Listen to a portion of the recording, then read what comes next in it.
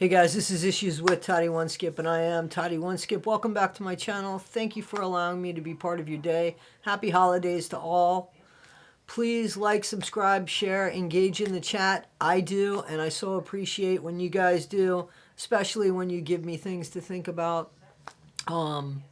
So, October 28th, 2023, we lost Matthew Perry. We all know this.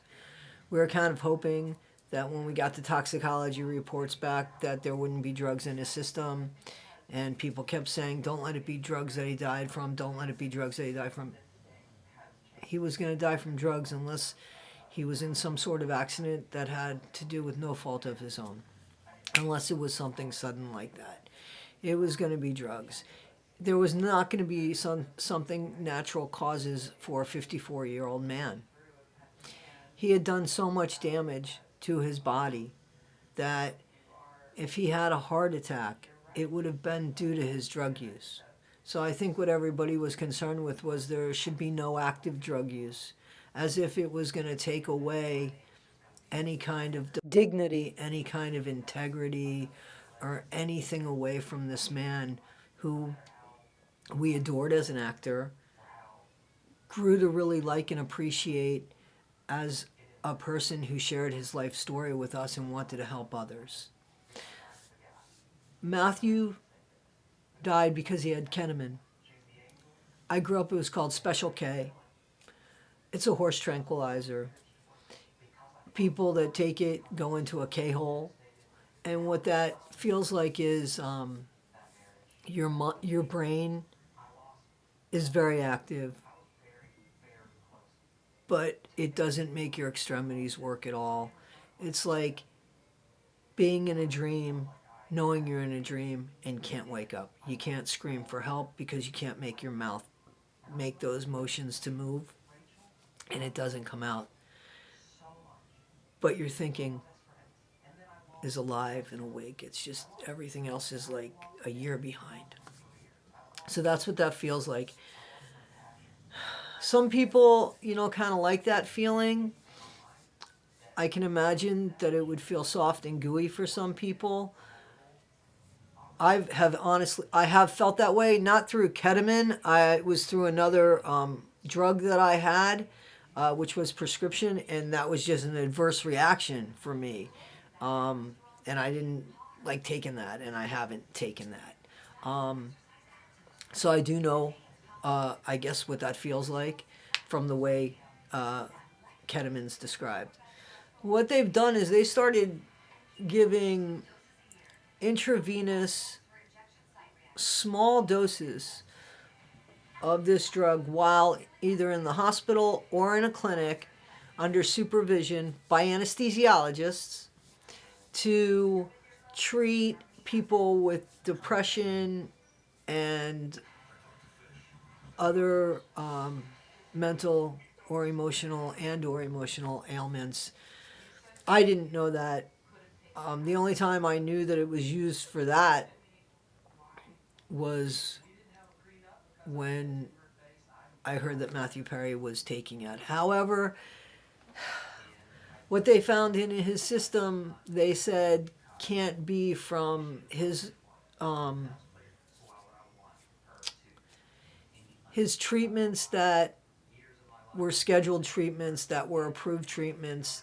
It seems like maybe he got this ketamine elsewhere, and maybe he started self-medicating again.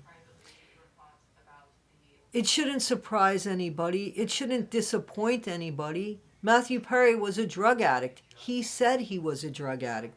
He said, use my life. Basically, use my life and learn from me. If I could help one person.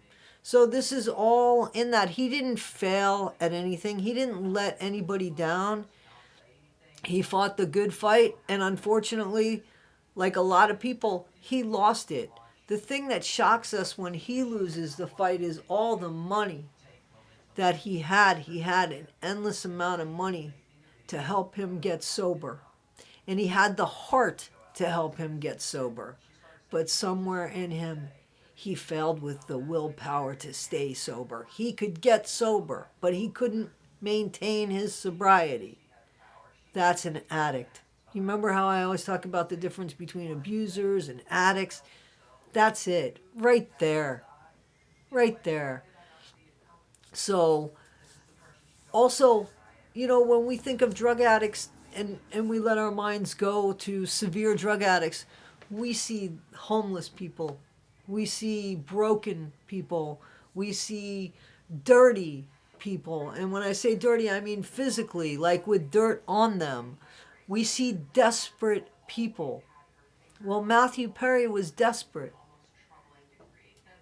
He wasn't homeless. Again, he had the money. He was well loved. He wasn't ostracized, nothing. He was a man that was well loved, who we invited into our living room, who we feel like we grew up with, if that's in our age frame. And in the meantime, there are still younger generations now that are growing up with Matthew Perry as Chandler Bing. He did. He made an iconic role, and I mean, he made that role. It was him. It was the way that Matthew Perry spoke that made Chandler Bing. It wasn't, there was written words on the paper, but the personality was Matthew Perry. Now, I know it said that he was sarcastic, but he didn't bring in Chandler Bing's sarcasm. He brought in Matthew Perry's sarcasm. So we knew more or less the personality of this guy. So, that being said, I just wanted to still honor him and his work and his name, and this shouldn't take away from his struggle. His struggle was real. He lost his struggle, but he had done already so much damage to his body that he would have lost his struggle had his liver had gone out. You know what I'm saying? Had he have had a heart attack 2 weeks from now with no drugs in his system, it still would have been due to drugs. So the only difference is he couldn't maintain his sobriety, and there is no shame in that. He couldn't maintain it when he was alive, and he tried and tried and tried. That is why we have to take addiction seriously. We have to know the difference between drugs abuse and drug addiction, because you have to treat them correctly. We have to stop with the way that we talk to people, and we have to think about that before we do, before we say things that, God, we wish we could have unsaid.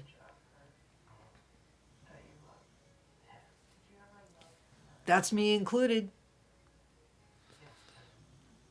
We just have to keep trying to do better and better and better. Anyway, I wanted to just talk about Matthew Perry and the fact that he still a hero, always, So, that's it. Thanks, guys. This is Issues with Toddy One Skip. I am Toddy One Skip. Thank you so much for letting me be part of your day. If you have an addict in your family, if you know of somebody, if you know of a family struggling, it is the holiday time. If all you could be is kind, be kind. Thanks, guys.